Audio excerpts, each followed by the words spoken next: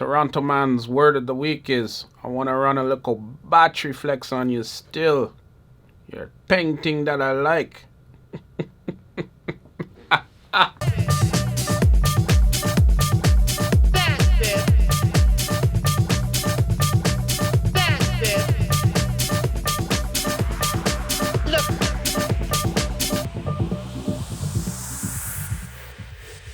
What's up, fam? It's your boy Demir here, purveyor of all sounds underground. Thank you for joining me on my YouTube channel today.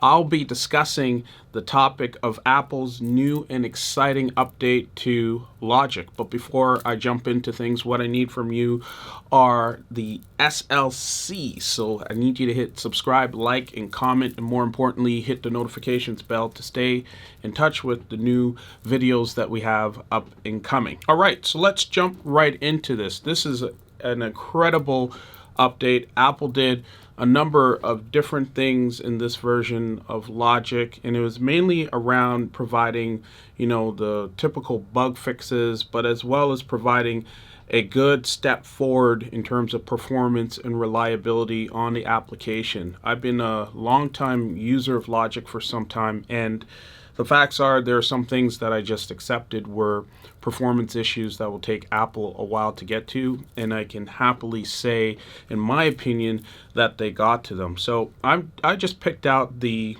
things that I think that would be of value to you if you're an aspiring producer using Logic as an application to develop your sounds or your songs as a DAW of choice. So I'm going to jump right into, I guess, my top 5 things that I think you should look out for as a result of this update. Oh, and one more thing to add is the fact that Apple forces users to move to Catalina, the Mac OS operating system.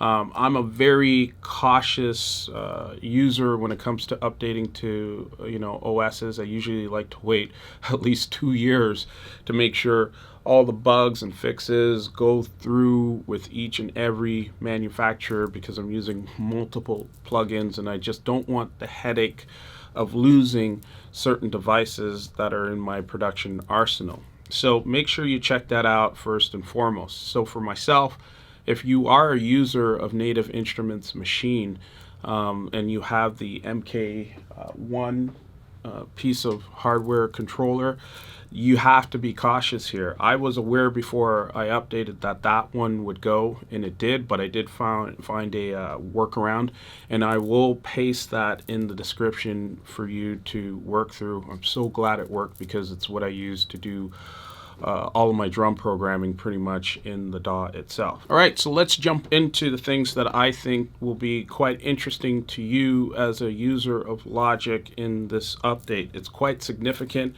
I'm very excited by it. So point number 1 is content. It is now possible to move certain things in Logic, like Logic's sound library, to an external drive to help manage that piece of the content. I think this piece is significant in helping you to utilize the best and most out of your disk space that you have available to you. Previously, you were not able to do that, so that's a one-up for Apple there. Point number 2 is the visibility. Apple has done a great job at updating this piece. It is quite subtle, and it's probably more of an ergonomics thing, but it is the piece when you go to put in a plugin, you'll notice that the background is not as dark as it used to be, so you're not having to squint your eyes depending on how long you're sitting in front of a computer to find certain things.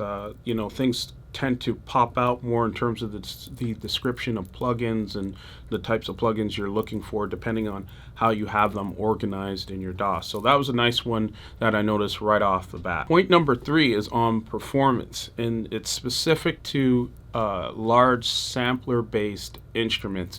It actually loads much faster, so I'm not sure what they did with the coding in the background, but it is very obvious, and it's one of the things I noticed when using UAD's Luna, for example. I noticed heavy sample-based instruments loaded up very fast, and I knew by comparison with Logic, it had to be a coding issue. So if you're using Logic's sampler or quick sampler based instruments, you will notice if you had large instruments before with tons of sample material in there, it's loading much faster and much better optimized. And point number 4 is kind of around the ergonomics vein still, but it's a nice one that I was happy to see.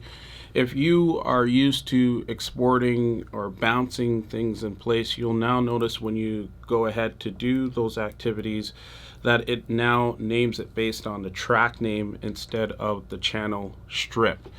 Previously, you'd always have to, after you've done the exporting and bouncing, in some cases have to change the name to what you like. And I love that it defaults to the track name now.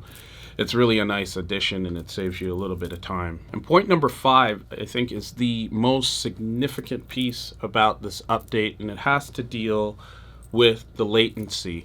And I'm going to do another video just to go through each of these updates, just so you can see them more from a practical perspective in terms of how it looks on my screen and why I'm excited by these different things. But number 5 on the latency, this is so huge. They've really improved the routing of signals and how that's captured. Previously, just to give you an example, I had to find a workaround, and I actually did a video for this on sidechaining, where if I wanted to use the kick in my Native Instruments machine VST, I had to find a complete workaround to get that kick signal to the instrument I was looking to sidechain, because previously the timing and the latency would be so far off in Logic in terms of how it would deal with that. Whereas now I can totally sidechain using a kick right out of my Native Instruments machine and have no issue with timing. So I was very happy to see this. I even did some other routing things, like I took the kick and paste it through another bus, and then from that bus threw it into a track spacer sidechain, and it worked seamlessly. So again, I'll show this in a separate video, but this is the hugest piece for people in particular who are producing in underground electronic music using Logic. You are going to love this part of the update, and it also just reinforces that a lot of this has to do with coding. It's not necessarily about the machine. So I hope Apple stays on this path with what they've done in their updates here and making things just simply perform better by doing much better coding. And there you have it. Those are my top 5 observations when it comes to Apple's new update to Logic Pro. Let me know your thoughts on it. I usually join the conversation within 48 hours of posting these videos, so I'd love to hear from you. Much love and respect. Peace.